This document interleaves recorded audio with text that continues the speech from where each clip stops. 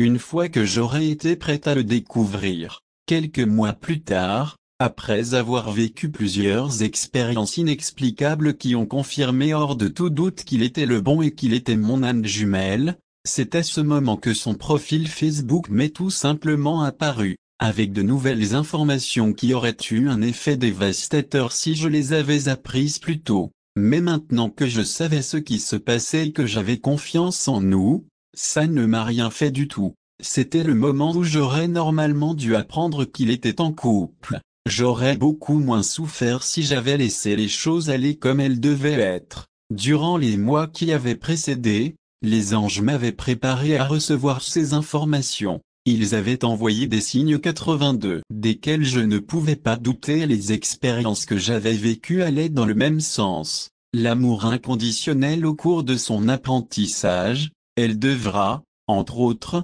apprendre l'amour inconditionnel. Celui qui ne se base pas sur l'apparence physique, ni même sur la personnalité. Il est réellement inconditionnel. Il n'est pas jaloux, il n'est pas rancunier, il n'est pas amer. Plus encore, il n'est pas douloureux. Il lui faut apprendre à surmonter tout cela, car c'est inutile de s'y attarder. Tout ce qui s'est passé, ou qui se passe, n'est ni sa faute ni la sienne. Cela signifie de vouloir le bonheur de son âme jumelle, même si ça signifie qu'elle-même est malheureuse. De savoir son âme jumelle en paix et heureuse comblera. Être heureuse aux dépens du bonheur de l'autre ne sera même pas une option. L'égoïsme n'existe pas dans une relation comme celle-là, et il ne suffit pas de se forcer à penser ainsi, mais réellement, lorsque le changement s'est effectué, ça lui viendra tout naturellement. Les leçons à prendre pour une, sont aussi valables pour l'autre. Donc parfois, si elles ne sont pas réunies malgré que la flamme jumelle ait retenu tous les apprentissages, c'est peut-être parce que ce n'est pas le cas de sa paire. L'amour inconditionnel, c'est aussi ça, de ne pas lui en vouloir, d'espérer que les leçons soient apprises, pas dans un but égoïste d'être réuni avec elle, mais dans l'idée qu'elle soit en paix. L'aimer inconditionnellement, c'est aussi d'être capable de l'aimer à distance.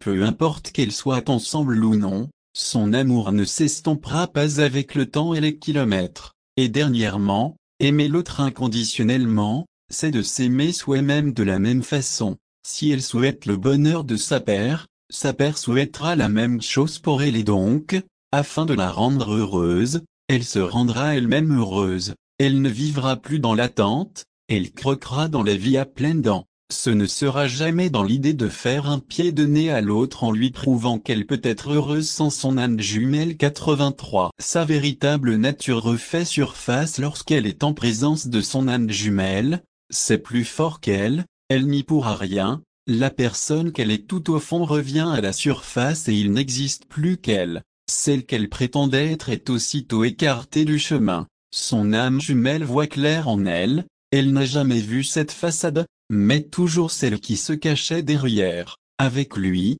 je suis naturellement moi-même, celle que je montre très rarement, même à ma famille. La petite fille qui se cachait si profondément en moi et que je ne savais même pas exister encore, celle que je suis la seule à connaître. Eh bien avec lui, elle ressort naturellement et obligatoirement. Ce n'est même pas envisageable de tenter de la retenir. C'est comme un magnétisme qui oblige cette vraie nature à prendre toute la place et pas seulement avec cette personne, mais avec les autres aussi. Les gestes, la façon de se tenir, ses expressions, plus rien n'est contrôlé par cette façade qu'elle avait choisi de présenter au monde extérieur. C'est une sorte de retrouvaille avec elle-même, puisque sans doute, elle-même ignorait qu'elle avait encore ça en elle. Toutes ces choses font partie de l'évolution de la flamme jumelle. Lorsqu'elle embarque sur ce chemin, une multitude de réalisations et d'apprentissages viendront changer sa façon d'être et de penser,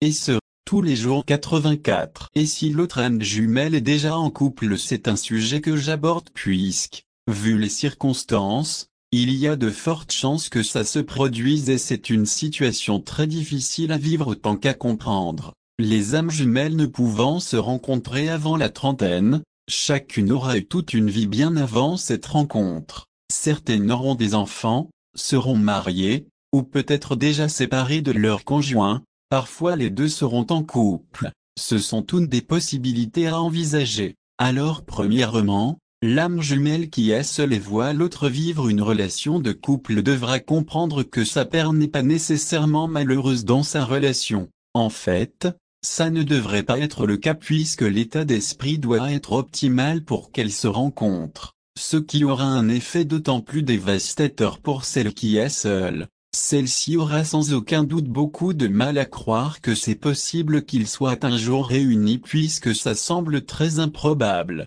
et de penser que l'autre est heureuse avec quelqu'un d'autre est extrêmement douloureux. Ce qu'elle devra réaliser en premier lieu est que la relation entre son âme jumelle et son partenaire ne se terminera pas de manière hollywoodienne avec le protagoniste qui court vers le héros en lui déclarant son amour pour laisser tomber sa conjointe comme un vieux chiffon. D'ailleurs elle ne veut pas que ça se passe de cette façon. Elle ne veut pas être la responsable de leur séparation. Il serait tellement plus facile alors de savoir que l'autre est en couple avec quelqu'un de détestable et qui ne mérite pas du tout son amour. Or il lui faudra se résoudre au fait que ce n'est pas le cas, et c'est ainsi qu'elle voudra que ce soit, ultimement. Je m'explique. Lorsque j'ai appris que mon âme jumelle était en couple avec quelqu'un avec qui elle était bien, j'ai demandé à mon ange une raison d'y croire. Car c'est dans un film que l'homme quitte sa femme pour aller avec une parfaite inconnue. Juste une fois, une seule véritable histoire, où ça se serait passé ainsi. J'avais besoin de ça. Alors il m'a guidé vers un forum où j'ai pu y lire des témoignages, d'hommes comme de femmes. Les histoires se ressemblaient toutes en fin de 85. Conte, l'homme était malheureux avec sa femme, une autre est arrivée dans le portrait, il a été tenté. Il a quitté sa femme pour aller avec une nouvelle conquête avec qui la passion était intense. Puis ils ont commencé à se disputer sans cesse, à se laisser, à reprendre, puis se sont laissés pour de bon et l'homme revenait toujours vers son ex-femme en regrettant amèrement sa décision. Et il y avait tout un lot de femmes qui vociféraient toutes les insultes possibles et imaginables contre ces hommes et surtout, contre ces femmes qui avaient détruit leur mariage. Pourquoi est-ce que mon ange m'en faisait lire des histoires comme celle-là? Premièrement, ça n'avait rien à voir avec moi et deuxièmement,